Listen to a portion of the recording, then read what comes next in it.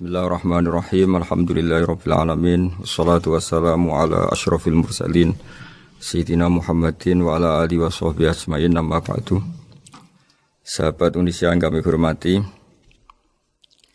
berikut kita mulai kajian tafsir yang dikeluarkan oleh UII. Mari kita mulai dengan surat Al-Baqarah. Bismillahirrahmanirrahim. Alif lam mim. Dzalikal kitabul la raiba fihi hudal lil muttaqin. Di sini diterjemahkan Alif lam mim ini termasuk ayat-ayat yang oleh para ulama dianggap mutasyabihat. Artinya kita tidak boleh memaksakan maknanya. Kita cukup iman bahwa itu dari Allah Subhanahu wa taala. Ini termasuk ayat-ayat yang kita percaya bahwa ada makna yang diinginkan Allah, tapi kita tidak perlu menduga-duga apa sepersisnya makna itu. Dzalikal kitabul la raiba fihi, kitab ini tidak ada yang diragukan. Hudal lil muttaqin, petunjuk bagi mereka yang bertakwa. Sahabat Indonesia yang kami cintai, yang kami hormati, muttaqin dari kata kerja ittaqa yattaqi ittiqaan. Maknanya adalah menjaga diri. Ada 3 kelas muttaqin dalam terminologi para ulama, istilah yang dikeluarkan para ulama. 1, muttaqin orang yang menghindari perilaku syirik atau perilaku kekafiran. Sehingga menurut para ulama, apapun faseknya seorang mukmin, apapun kelirunya orang mukmin, misalnya pernah mencuri, pernah korupsi, pernah apa saja, masih dianggap mukmin karena dia masih bertauhid la ilaha illallah Muhammadur Rasulullah. Ini muttaqin yang paling kelas pokok, kelas bawah. Kemudian ada muttaqin kelas kedua, yaitu mereka yang menghindari dosa besar tapi tidak bisa menghindari dosa kecil. Misalnya bisa menghindari dosa zina, tapi dia bisa menghindari dosa melihat perempuan yang bukan mahramnya, yang bukan halal bagi dia. Ketiga muttaqin paling ideal, yaitu menghindari dosa besar, juga menghindari dosa kecil, bahkan menghindari sesuatu yang tidak penting. Ini yang dalam terminologi ulama disebut para wali atau para ulama, yaitu yang dalam ayat ala inna awliya Allahi la khaufun alaihim wa lahum yahzanun. Ini penting kami jelaskan kelas-kelas muttaqin supaya bahwa mukmin tidak pernah keluar dari status iman meskipun dia pernah melakukan satu kesalahan besar. Karena yang dikatakan mukmin adalah siapapun yang meyakini kebenaran risalah Muhammad, risalah yang dibawa Muhammad, berarti dia mukmin. Soal dia melakukan dosa atau apa saja itu menjadikan dia fasik, tapi tidak keluar dari status mukmin. Ini yang dimaksud dalam sebuah hadis, man qala la ilaha illallah dakhalal jannah. Siapapun yang pernah melafadzkan la ilaha illallah iman, maka dia pasti nanti masuk surga. Kemudian ada beberapa pertanyaan dari para sahabat dengan masa lalu orang itu yang macam-macam, Nabi tetap menjawab meskipun dengan masa lalu yang macam-macam. Sebab itu perlu dikaji serius, sebagaimana ada yang ditafsir Sawi bahwa muttaqin itu dari kata kerja ittaqa yattaqi ittiqaan atau ittaqa yattaqi taqwan. Ini maknanya orang yang menjaga diri. Tentu menjaga diri ini ada yang kelas premium, kelas sempurna. Jadi sesuatu apa saja yang bahaya kita jaga, termasuk dosa kecil, melakukan hal yang tidak penting. Ada orang mukmin yang hanya bisa menjaga dari dosa kekafiran, dosa kemusyrikan.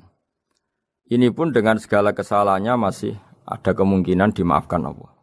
Karena Allah pernah berfirman, innallaha la yaghfiru ayyushraka bihi wa yaghfiru ma duna dzalika liman yasha.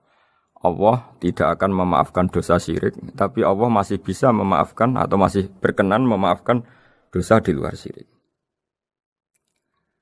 Kemudian yang perlu mengerti oleh sahabat Indonesia adalah makna la raiba fihi. Ini yang perlu kami ungkap, bahwa Al-Quran ini tidak ada keraguan padanya. Tidak ada keraguan ini yang mudah kita teliti karena kita orang Indonesia, mungkin rasa-rasa sastra Arab enggak kental. Mari kita teliti dari segi makna, karena makna ini rasa dan rasa itu universal. Begini misalnya, dulu orang-orang kafir Mekah karena mereka penyembah berhala, penyembah Tuhan-Tuhan yang banyak, itu memprotes. Mereka memanggil tentu masih Muhammad, belum ya Rasulullah. Muhammad, kamu mengajak ke Tuhan berapa? Rasulullah menjawab, ke Tuhan yang satu. Lalu mereka bertanya, Muhammad urusan kita ini banyak, problem kita banyak. Tuhan banyak saja tidak bisa menyelesaikan apalagi satu Tuhan. Ini yang diceritakan dalam sebagian ayat disebut Aja'alal alihata ilaha wahida inna hadza lasyai'un ujab. Bagaimana mungkin Tuhan itu satu? Harusnya Tuhan itu banyak karena urusan kita banyak. Lalu Rasulullah dengan bimbingan Tuhan, bimbingan Allah mendatangi mereka, kemudian Nabi menjelaskan Tuhan itu adalah ketua kalian, Tuhan itu adalah pimpinan kalian. Bagaimana kalau Anda jadi pembantu kemudian punya majikan banyak, punya penguasa banyak, punya tuan banyak, kemudian semua tuan-tuan Anda ini memerintahkan Anda dengan perintah yang beda-beda. Apa kalian mau punya majikan atau pimpinan yang banyak? Mereka menjawab tidak, Muhammad. Terus mereka akhirnya sadar bahwa problem Tuhan banyak itu tentu lebih sulit, lebih problem. Karena nanti perintahnya beda-beda, keinginannya beda-beda. Mereka akhirnya tersadarkan bahwa sebaiknya atau seharusnya memang Tuhan itu satu. Jadi Rasulullah SAW menjelaskan logika bertauhid itu dengan sekian variasi, dengan sekian logika. Kemudian Nabi kedua juga menjelaskan logika kompetisi. Kata Nabi yang karena bimbingan Allah diberi satu pengertian. Andai kan Tuhan itu 2 atau 3, kemudian berebut dalam tahta aras atau tahta yang di alam raya ini. Sebagaimana lazimnya para penguasa. Maka pasti ada yang menang, ada yang kalah. Dan yang kalah tentu gak layak sebagai Tuhan. Ini yang disebut wala ala ba'duhum ala ba'd. Tentu kalau Tuhan itu banyak, mereka akan berkompetisi, akan bertarung. Dan pasti pemenangnya ya satu, karena memang layak jadi Tuhan tetap satu. Sadarlah bahwa orang-orang kafir Quraisy, orang-orang kafir saat itu sadar pentingnya bertauhid. Ketiga, Nabi juga menjelaskan tauhid secara ilmu logika. Begini para pendengar. Kalau dalam teori ilmu tauhid yang agak jelimet dijelaskan begini. Jika ada 2 Tuhan, maka alam raya ini enggak menjadi alam. Logikanya adalah 2 Tuhan ini bisa kamu katakan sama-sama kuat. Ketika sama-sama kuat kemudian ingin menciptakan langit. Yang satu ingin menciptakan bumi, yang satu menolak menciptakan bumi misalnya. Atau yang satu ingin menciptakan langit, yang satu menolak ingin menciptakan langit. Kemudian ternyata bumi ini terbukti wujud. Logika awam adalah yang berhasil menciptakan bumi berarti Tuhan, yang gagal atau kudrohnya gagal, kemampuannya gagal tidak bisa menciptakan bumi, gagal menjadi Tuhan. Ini logika awam. Logika ini pun kita terima. Tapi kalau menurut logika ahli tauhid, ahli pakar-pakar logika, cara berpandangan begini. Ketika Anda mengatakan ada 2 Tuhan yang sama-sama kuat, kemudian terbukti yang satu mampu menciptakan bumi, yang satu tidak.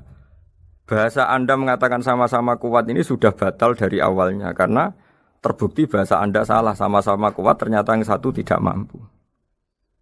Sehingga dalam pikiran orang-orang ahli tauhid mengatakan, membayangkan Tuhan saja itu enggak kebayang, karena turunan kata ini pasti selalu salah. Karena tadi misalnya dikatakan, andai kan ada 2 Tuhan, kemudian yang satu mampu menciptakan bumi, yang satu tidak. Padahal Anda tadi bilang sama-sama kuat, ternyata terbukti yang satu tidak kuat. Berarti kata Anda sama-sama kuat ini salah. Ini pula yang diajarkan Rasulullah lewat bimbingan Allah, lewat wahyunya yang disebut Lau kana fihi ma alihatun illallahu la fasadata. Karena kalau ada 2 Tuhan, pasti kamu sifati sama-sama kuat. Ternyata sifat sama-sama kuat ini batal demi hukum, karena ternyata yang satu tidak mampu menciptakan bumi. Atau kamu sifati 2 Tuhan ini sama-sama lemah. Itu tidak mungkin lagi karena ternyata bumi ini terbukti wujud. Pasti penciptanya ini zat yang sangat kuasa. Jadi logika-logika tauhid sedemikian dibangun oleh Rasulullah lewat bimbingan Allah Subhanahu wa taala. Logika keempat supaya kita iman dan tambah kuat imannya adalah logika yang mudah dicerna oleh kebanyakan orang atau yang bisa diindra.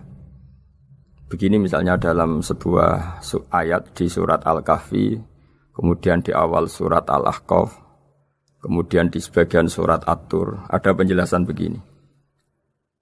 Ketika Rasulullah mengajak manusia menyembah Allah, kemudian orang-orang kafir tanya, lalu Tuhan kamu siapa Muhammad? Tuhan saya adalah Allah menciptakan langit bumi. Terus mereka berandai-andai, ada Lata, ada Uzza, ada Manat, ada Hubal. Itu Tuhan-Tuhan kami. Terus Rasulullah bertanya, apakah Tuhan-Tuhan yang kamu sembah itu memberi kontribusi saat langit dan bumi diciptakan? Mereka menjawab, tidak Muhammad, itu Tuhan-Tuhan yang kami bikin. Begitu juga asumsi tentang Tuhan-Tuhan yang lain. Apakah Isa ikut menciptakan bumi atau menciptakan langit? Tentu jawabannya tidak. Karena Isa lahir di bumi, orang tahu tanggal lahirnya, tahu tahunnya, dan sebelum ada Isa juga sudah ada bumi.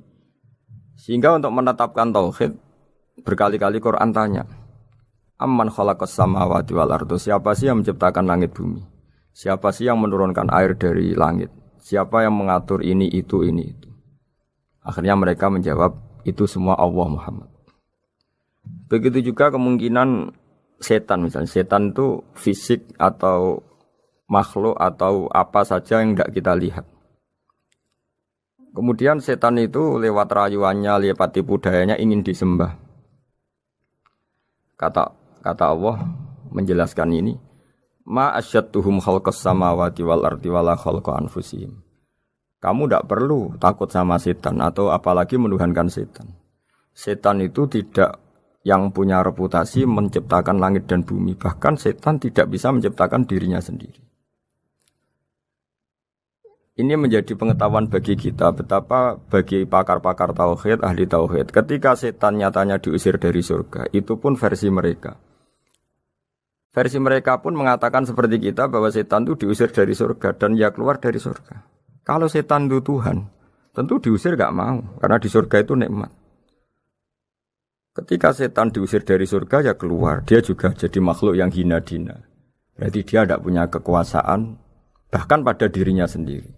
Dipaksa keluar dari surga ya keluar, dipaksa menjadi ahli neraka ya jadi ahli neraka, dipaksa jadi apa saja juga dia akan jadi seperti yang dipaksakan.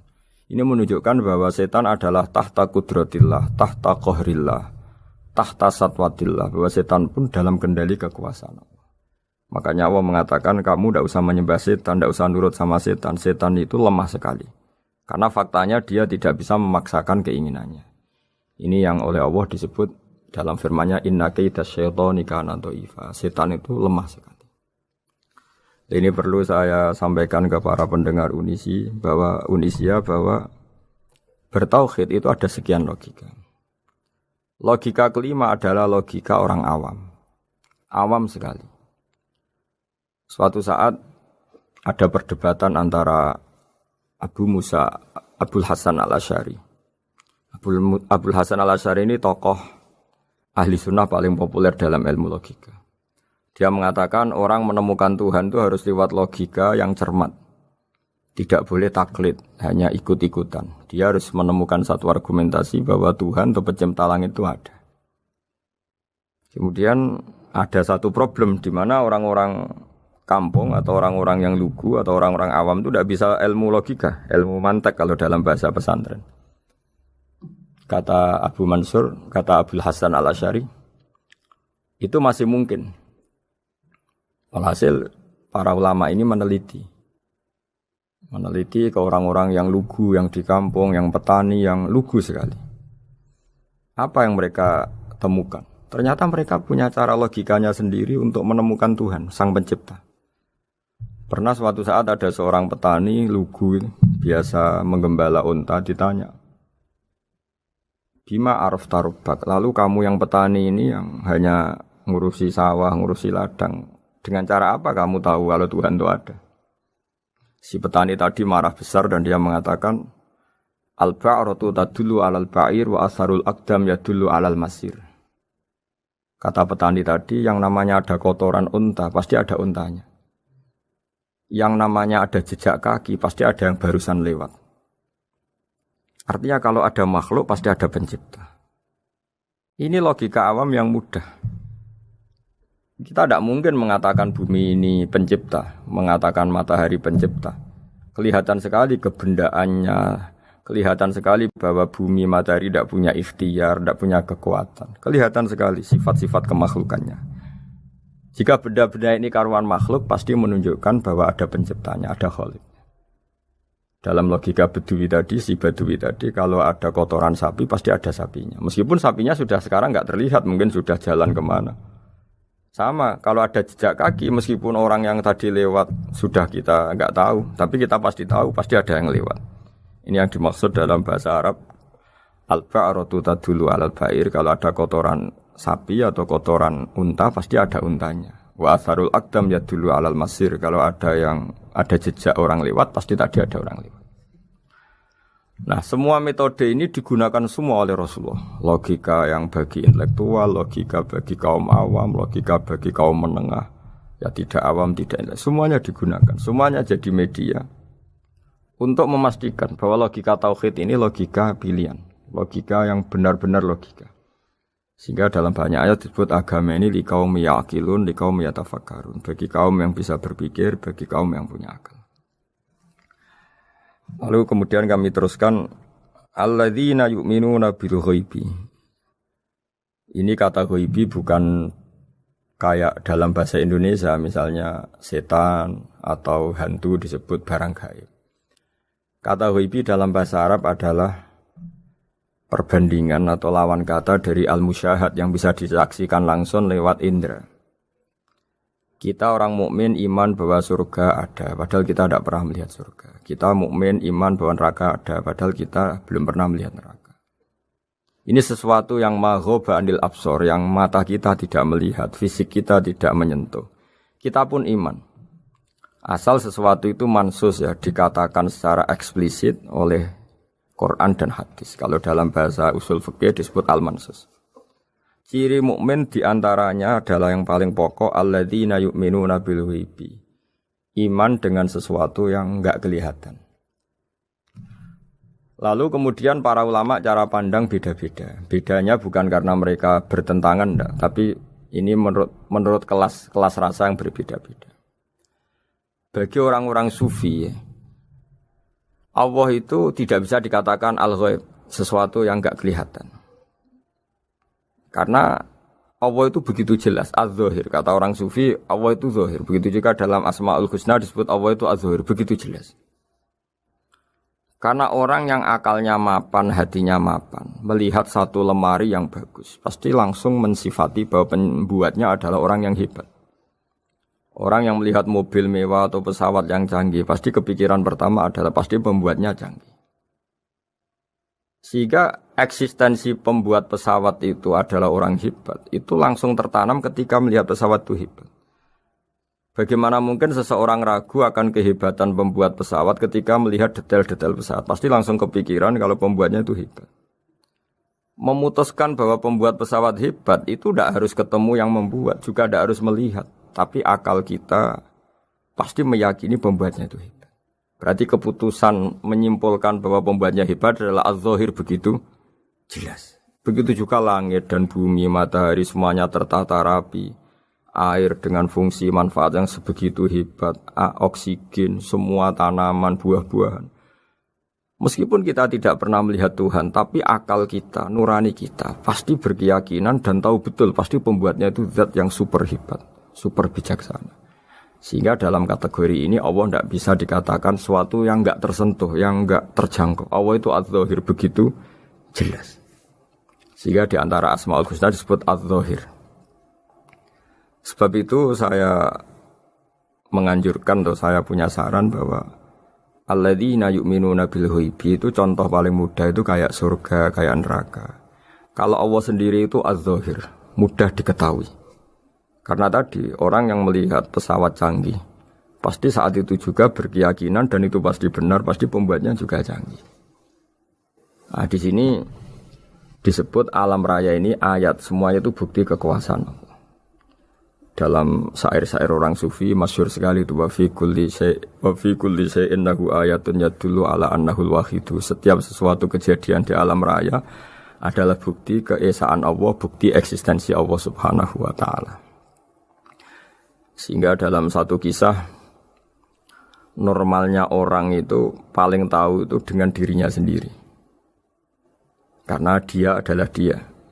Tapi kalau Imam Sibawayh seorang pakar nahwu mengatakan a'raful ma'arif Allah. Di alam raya ini yang paling mudah dikenali itu ya Allah, pencipta.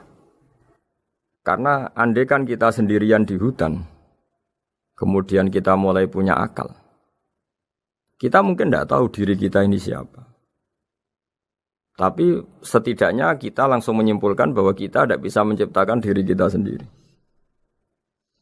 Ketika kita berkesimpulan tidak bisa menciptakan diri kita sendiri, pasti kita terus berkesimpulan ada di luar kita yang menciptakan kita.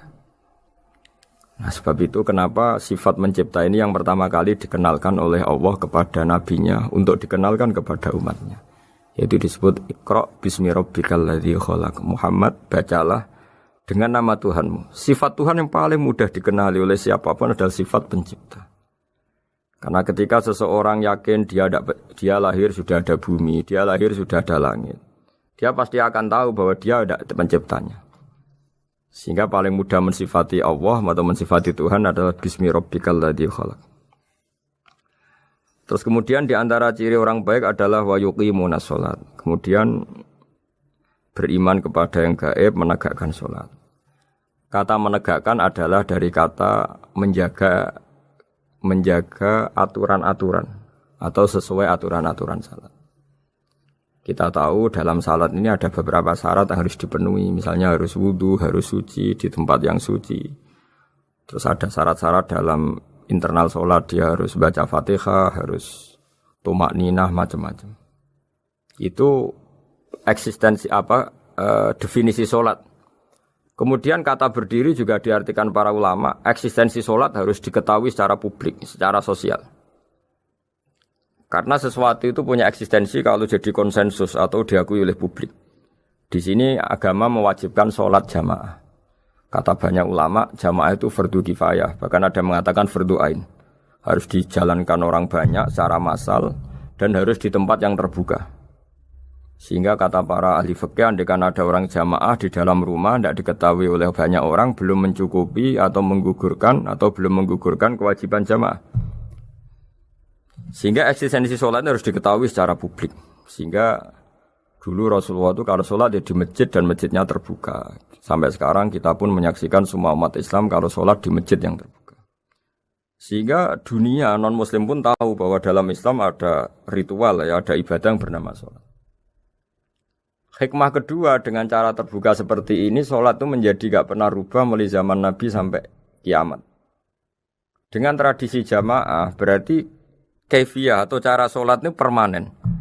Bapak kita sholat ya seperti itu, imam seperti itu, anak cucu kita akan meniru kita ya seperti itu. Sehingga enggak ada varian-varian yang hanya berdasar subjektivitas musolli yang sholat. Taruh saja kita misalnya jadi seorang sufi yang baru takut sama Allah atau baru usul kalau dalam bahasa sufi. Kemudian kita sholat sendiri di rumah, mungkin dengan gaya menangis, terseduh-seduh macam-macam. Ini tentu tidak baik sebagai standar sholat. Begitu juga ada anak atau pedagang yang kesusu atau tergesa-gesa kemudian sholat hanya sekian 2 menit 1 menit. Ini juga agak baik. Meskipun itu boleh dilakukan individu-individu. Tapi kalau dalam sholat jamaah orang harus manut imam dan ada standarnya. Misalnya tumakninah itu biqadri subhanallah. Jadi ada ukurannya. Ini penting saya utarakan bahwa hikmah jamaah itu bukan sekedar dapat pahala 27 kalau sendiri, dapat pahala 1 itu enggak. Tapi ini menjaga eksistensi sholat supaya ya seperti ini terus sampai kiamat. Sehingga orang Indonesia atau orang Afrika, orang mana saja, itu ketika haji atau ketika saling berkunjung di negara lain, itu enggak akan kaget dengan cara-cara sholatnya. Karena seluruh dunia kaifiyahnya caranya sama. Ini semua barokah dari jamaah. Maka Rasulullah itu enggak banyak ngendikan tentang caranya sholat, beliau hanya ngendikan shollu kama ra'aitumuni usolli. Sudahlah kamu pokoknya makmum saya. Nanti caranya kamu sholat sama seperti saya seperti ini. Sehingga kata menegakkan sholat adalah bisa kita tegakkan kalau kita aparat negara ya bikin-bikin aturan supaya eksistensi sholat enggak terganggu. Kalau kita seorang kultural juga mensuasanakan sholat. Dan supaya kefiahnya atau caranya sholat ini benar, kita tradisikan jamaah. Sehingga anak kecil ngikuti yang besar, yang bodoh ngikuti yang pinter dengan satu cara. Itu barokahnya jamaah. Sehingga wayukimuna sholat itu, sholat kita dirikan baik secara personal. Dengan cara-cara tumak nina, kita suci di tempat yang suci. Maupun kita tegakkan, kita maklumatkan, kita jadikan konsensus bahwa sholat ya seperti ini. Sehingga ada khayal-khayal lagi dalam Islam. Misalnya nyuwun sewu ada aliran yang mengatakan ya kalau Tuhan itu kan enggak bebas arah, bebas tempat. Terus dulu pernah ada orang sesat sholat sampai 4 rakaat 4 arah, alasannya Tuhan itu tanpa arah.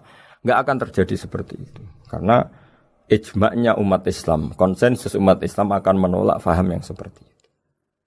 Jadi saya mohon sekali ini pentingnya jamaah. Dengan jamaah maka caranya sholat, cara meyakini madhab kiblat dan sebagainya terjaga ila yaumil kiamah sampai hari kiamat.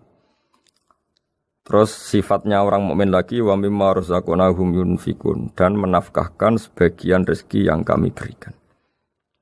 Ya ini termasuk zakat, sedekah. Jadi ada sebuah riwayat mengatakan inna fil mali haqqon. Harta itu ada haknya yaitu zakat. Tapi ada juga saran inna fil mali haqqon siwa zakat, di luar keharusan zakat juga ada hak-hak kita untuk memberikan sebagian rezeki kita. Taruh saja misalnya saya punya uang 10 juta. Secara nisab zakat belum sampai 1 nisab karena 1 nisab itu sama dengan nilai 84 gram emas. Itu kalau diuangkan kalau 500 ribu ya sekitar 42 juta. Tapi kita sebelum punya 1 nisab pun tetap ada keharusan mengeluarkan sebagian. Yaitu tentu dalam fikih kita wajib mengeluarkan uang untuk anak kita, untuk istri kita. Itu yang wajib-wajib. Kemudian ada sosial, kita nyumbang masjid, nyumbang yatim piatu macam-macam. Sehingga kata para ulama, ciri utama mukmin diantaranya adalah melakukan zakat. Baik zakat yang fardu maupun zakat yang sunat. Karena kata zakat itu dimaknai fardu sebetulnya definisi para ahli fikih. Untuk membedakan zakat yang wajib dengan sedekah. Tapi sebetulnya zaman dulu enggak ada seperti itu. Zakat itu maknanya bersihkan harta. Sedekah dari kata sedekah bukti benarnya iman. Jadi sedekah dari kata dari kosakata sedekah yasduqu sidqan, sesuatu yang membuktikan kita loyal itu disebut sedekah. Kita nikah, mas kawin di bahasa Arab kan sedekah dari kata sedekah juga. Kita bukti iman, loyal, kita sedekah. Bukti bahwa kita teman akrab disebut siddiq atau sodik. Kalau dalam bahasa Arab teman namanya juga sodik karena cara bertemanan secara benar, secara loyal. Sehingga wa mimma razaqnahum yunfikun ini ya memasukkan zakat yang dalam terminologi fikih yaitu zakat yang zakat al-wajibah atau zakat yang dengan makna lughat yaitu ya artinya asal membersihkan harta kita entah lewat zakat, sedekah, hadiah kepada orang-orang yang kita hormati semuanya juga masuk dalam definisi zakat atau wa mimma razaqnahum yunfikun. Kemudian sifat terakhir dari orang muttaqin adalah walladzina yu'minuna bima unzila ilaika wa ma unzila min qablika bil akhirati hum yuqinun ulaika ala hudam mir rabbihim wa ulaika humul muflihun. Di sini diterjemah mereka yang beriman kepada kitab yang kami turunkan kepadamu dan yang diturunkan sebelum kamu. Ini kata yang diturunkan sebelum kamu penting sekali karena ciri utama Nabi adalah dia tidak pernah beda dengan Nabi sebelumnya. Karena kebenaran tauhid pasti tunggal. Nabi-nabi dulu pasti mengajarkan tauhid, hanya menyembah Allah. Enggak mungkin Nabi berikutnya kemudian bikin ajaran baru dalam tauhid. Sehingga andaikan semua kitab Injil Taurat itu masih versi yang orisinil, pasti enggak ada yang beda dengan Quran. Karena ciri utama kebenaran adalah iman dengan Quran dan iman kepada kitab yang diturunkan sebelum Al-Quran. Wabil akhirati hum yuqinun, mereka juga yakin akan datangnya hari akhir. Itu bisa disebut yaumul ba'ats. Terus ketika semua kriteria itu terpenuhi baru ulaika ala hudam mir rabbihim wa ulaika humul muflihun. Mereka itulah yang berada pada petunjuk Allah dan merekalah orang-orang yang berbahagia. Para pendengar sahabat Indonesia, semoga kajian ini bermanfaat. Dan ini mulai ayat 1 sampai 5 dalam surat Al-Baqarah, yaitu surat yang dalam tartibnya mushaf nomor 2 setelah Fatihah. Jadi kalau dalam ulumul Quran disebut ada surat yang berdasar nuzulul Quran, yaitu surat Iqra, kemudian Muddatsir. Ada urutan surat yang berdasar tartibul mushaf, yaitu yang kita punyai sekarang, yaitu Fatihah, terus Baqarah dan seterusnya. Dan urutan-urutan ini pun sesuai petunjuk Rasulullah SAW. Saya kira demikian. Mohon maaf atas semua kesalahan. Wassalamualaikum warahmatullahi wabarakatuh. Waalaikumsalam warahmatullahi wabarakatuh. Waalaikumsalam warahmatullahi wabarakatuh.